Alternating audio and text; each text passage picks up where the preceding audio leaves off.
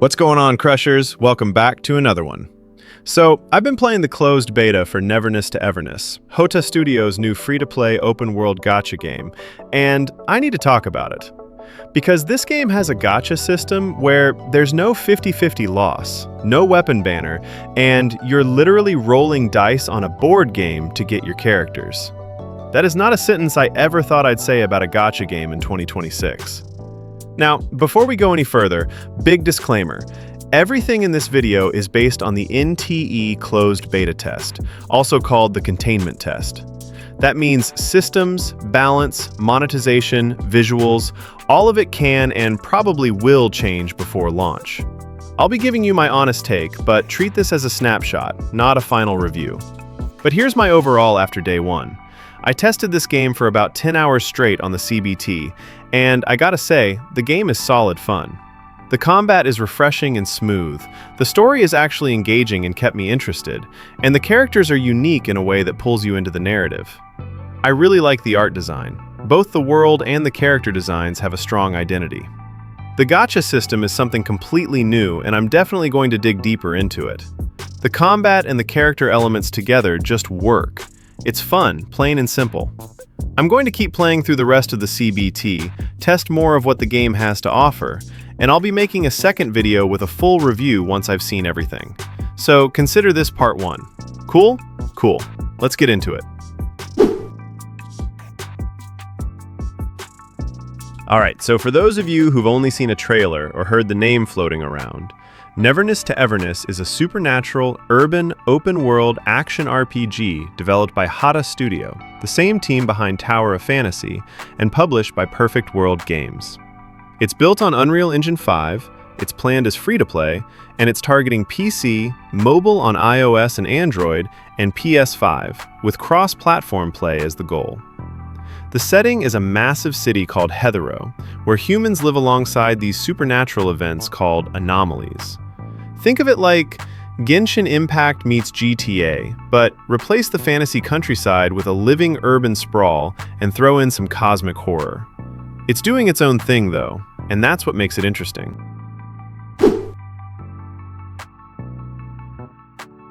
So the city of Hethereau is this seamless open world. And when I say it's urban, I mean it. You're exploring streets, alleys, rooftops, and you can actually commandeer vehicles and get into street races. On top of that, there are life sim systems where you can collect and mod sports cars, decorate your apartment, even run businesses. It's ambitious. The anomalies themselves function as instanced spaces. Think of them like dungeons or combat encounters woven into the city. And they're where a lot of the main combat and story progression happens. There's also a dynamic day-night cycle and weather system, including some genuinely impressive snow effects. The world has personality, even if some parts still feel a little empty in this beta build, but more on that later. Here's where I got properly hooked. Combat in NTE is real-time, third-person action, and you're running a 4-character team. You chain normal attacks, skills, and ultimates, and you can swap characters mid-combo to extend damage and create synergies. It's fast, it's flashy, and when it clicks, it feels great. The big mechanic is the Esper cycle. There are 6 attributes: light, zero, curse, dark, soul, and image. And combining adjacent attributes triggers powerful reaction effects. If you've played Genshin or Wuthering Waves, you'll get the concept, but the attribute wheel here adds its own layer of team-building strategy. Enemies also have a stagger bar that fills up as you deal damage and land well-timed dodges. Break that bar, and they take massively increased damage. So the game actively rewards you for playing aggressively and skillfully, not just tanking hits. And here's the thing. The most recent beta made significant improvements to combat. Earlier containment test builds had complaints about stiff animations and bosses that felt like HP sponges. In this updated build, the pacing is noticeably faster. Animations are smoother. Hit detection feels tighter. They added a proper parry system and character-specific dodge counters that give each character more identity in a fight. It genuinely feels like a different game compared to the earlier tests. And that's a big green flag when developers actually listen and ship improvements like that.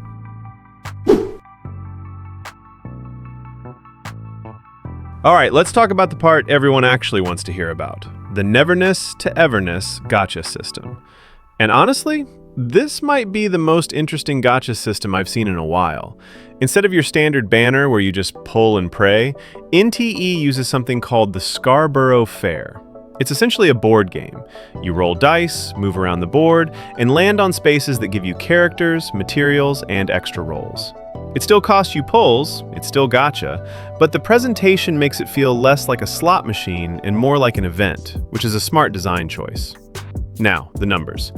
In this closed beta, the base S-tier character rate is around 1.88% per pull. There's a soft pity that kicks in around 70 pulls, boosting your odds, and a hard pity that guarantees you the featured S-class character at 90 pulls. And here's the headline: there is no 50-50. When you hit pity, you get the featured character. Period. No losing to a random off-banner unit and having to go back in. On top of that, there is no separate weapon banner in the current build. That alone removes a massive resource drain that plagues other gacha games. And many A-class characters, which are still very usable, can be earned through gameplay, not just from pulling. Now, as a gacha player, I have to be real with you. This system looks incredibly fair. Compared to the 50-50 systems in Genshin Impact, or even some of the weapon banner headaches in Wuthering Waves and Honkai Star Rail, this is a breath of fresh air on paper. But, and this is important, this is a beta. The gacha rates are beta values. We don't know what the long-term resource income looks like, how dependent you'll be on character dupes for endgame, or whether power creep will push spending later. The community is already having that conversation, and it's a healthy one to have. Be excited, but stay sharp. That's my advice.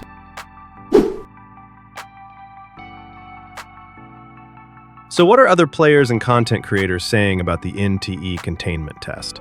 Let me give you a quick snapshot. On the positive side, people love the gacha changes. No 50-50 and no weapon banner are consistently the most praised features. The urban aesthetic and character designs are getting a lot of love. The cinematic cutscenes are stylish, and the combat improvements in the latest beta have genuinely shifted the tone of the conversation from "this feels rough" to "okay, this actually has potential." The developers have also been publishing detailed feedback roadmaps and clearly responding to specific criticisms, which is earning them goodwill. On the flip side, there are still real concerns. Earlier builds had noticeable animation issues, things like characters' mouths not moving during dialogue, which is rough for a story-driven game. Performance problems and lag during cutscenes have been reported. Some players find the early game has too many long, unskippable scenes that drag the pacing. Parts of the open world can feel sparse, and before the latest rebalancing, bosses were widely criticized for being too tanky. Now, here's where I want to give you my personal experience, because some of these issues have actually been addressed. The mouth animations? They fixed them. I tested it myself in this build, and they're much smoother now. The unskippable cutscenes that people were complaining about? Most of them are actually skippable now, which is a huge quality of life improvement. And as for the lag and performance issues, I'll be honest, from my experience, I didn't notice any lag or performance problems. Now, that could be due to the fact that I'm running this on a high-end PC, so your mileage may vary depending on your specs. But on my end, it ran clean. I want to be fair here. The trajectory is clearly positive, and the devs are putting in the work. But NTE isn't a finished product yet, and some rough edges are expected in a beta.